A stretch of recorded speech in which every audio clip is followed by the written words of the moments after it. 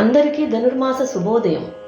శ్రీమన్నారాయణ కృపతో ఆండాళ్ అమ్మవారి దివ్య తిరుప్పావై 12వ రోజు పాసురం. கனைத்தில்லம் கதேருமை கன்று கிறங்கி நினைத்து முலை வழியே நின்று பால் சோரா நனைத்தில்லம் சேராக்கும் நற்செல்வந்தங்காய் பனித்தலை வீழனின் வாசல் கடை பத்தி சினத்தினால் தென்னிலங்கை கோமானை செத்தா மனத்துக்கினியானை பாடவும் நீ வாழ்த்திரவாய் இனித்தினால் எழுந்திராய் இதென்ன பேருரக்கம் அனைத்தில்லத்தாரும் அறிந்தேலோ ரெம்பாவாய். ఆండాళ్ తిరువడిగళే శరణం. ఇక ఈ పాసురం యొక్క దివ్య భావాన్ని ఇప్పుడు తెలుసుకుందాం. ఈ పాసురంలో ఆండాళ్ దేవి గోపికలను మృదువుగా లేపుతూ శ్రీకృష్ణుని మహిమను స్మరింపజేస్తుంది.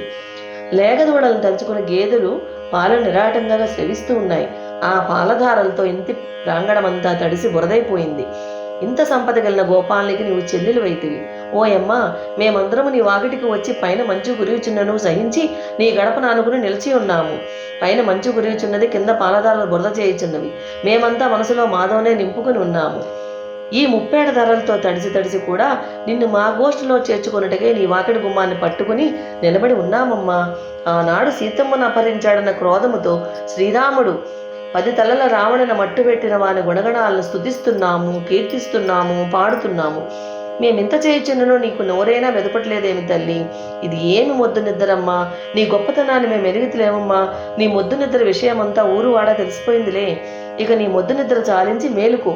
మా ఈ గోష్ఠిలో చేరి వ్రతాన్ని సాంగోపాంగంగా పూర్తి చేయడానికి సహాయపడు అంటూ 7వ గోపికను లేపుతున్నారు. ఈ 12వ పాసురం మనకు బోధించేది ఏంటంటే భగవన్నామస్మరణే ముక్తికి మార్గం. శ్రీ ఆండాళ్ అమ్మవారి కృప, శ్రీమన్నారాయణ అనుగ్రహం మీ అందరికీ కలగాలని ప్రార్థిస్తూ ఇక రేపు 13వ పాసురంలో తిరిగి కలుద్దాం. జై శ్రీకృష్ణ.